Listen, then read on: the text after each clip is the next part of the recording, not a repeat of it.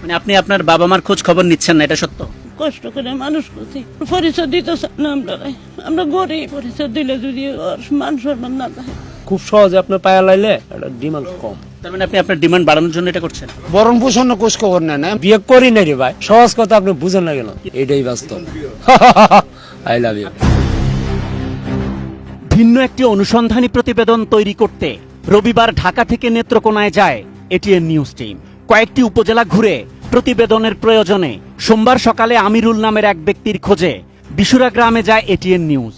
কাকতালীয়ভাবে রিপন মিয়ার মায়ের কাছ থেকেই আমিরুলের বাড়ির ঠিকানা জানতে চাওয়া হয়। এরপর রিপন মিয়ার মা নিজে থেকেই তার ছেলের পরিচয় দেন। আচ্ছা, আমিরুলের বাড়ি কোনটা? ও হেই দিয়া রিপন ভিডিও তো ওই মিস্ত্রি কাম করে। ওই যে রিপন ভিডিও। আমিরুলের বড় ভাইয়ের সাক্ষাৎকার শেষে রিপনের মা নিজেই এটিএন নিউজ টিমকে নিয়ে যান তার বাড়িতে।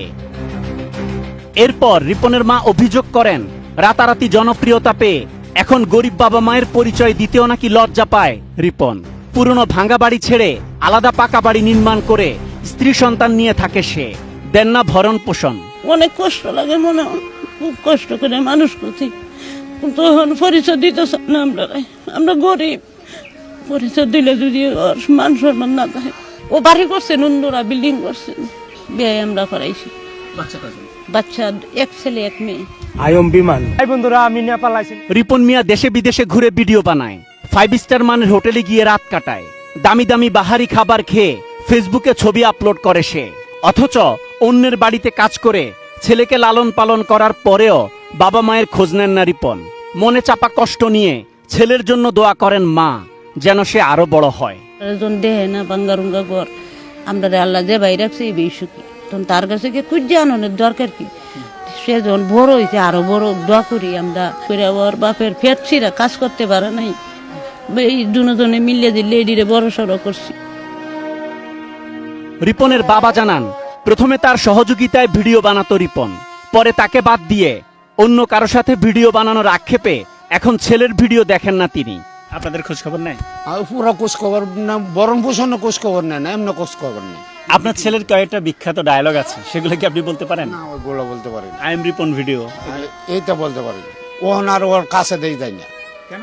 না, আমার ওই কৈতকটি আমার দাম নাই, ও শিক্ষা নেয় না। ডিজাইন, এলিগেন্স, বিউটি, সেরা পণ্য সবার জন্য জেভিকো। এরপর রিপনের বাবা মায়ের নির্দেশে তার চাচাতো বোন জামাই এটিএন নিউজ টিমকে রিপনের নতুন বাড়িতে নিয়ে যায়। সেখানে গিয়ে দেখা যায় পাকা বাড়ি নির্মাণ করছে রিপন, তবে বাসায় পাওয়া যায়নি তাকে। বাড়ির সামনে চায়ের দোকানে গিয়ে পাওয়া যায় রিপন মিয়াকে। তার সাথে কথা বলতে চাইলে প্রথমে তার ম্যানেজারের সাথে কথা বলতে বলেন তিনি। খুব সহজে কারো সাথে কথা বললে মূল্য কমে যায় বলেও দাবি তার। একটা জিনিস আপনি ধরেন, একটা মিষ্টি আপনি খাইতে মন চাইছে, এটা খুব সহজে আপনার পায়া লাইলে এটা ডিমান্ড কম। আপনি পায়া লাইছেন তো আর দরকার কি? তার মানে আপনি আপনার ডিমান্ড বাড়ানোর জন্য এটা করছেন? আমি ইন্টারভিউ দিই না কোন জায়গায়। এরপর তার পরিবারের কথা জানতে চাইলে মিথ্যা তথ্য দেন রিপন। স্ত্রী ও 2 সন্তান থাকার পরেও রিপন বলেন এখনো বিয়ে করেননি তিনি। স্ত্রী দাবি করা নারী তার বড় ভাইয়ের বউ। পরিবারের খোঁজ খবর রাখেন? হ্যাঁ, অবশ্যই। আমার পরিবার আগে, তারপর পরিবারে কে কে আছে? আব্বু আম্মু মা বাবা ভাই বোন, আমরা 3 ভাই 2 বোন।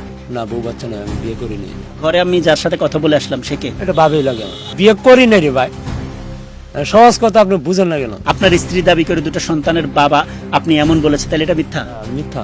অনেকেই তো অনেক কথা বলে, সব মানুষের মুখে ধরে রাখা যায়, এটাই বাস্তব। I love you.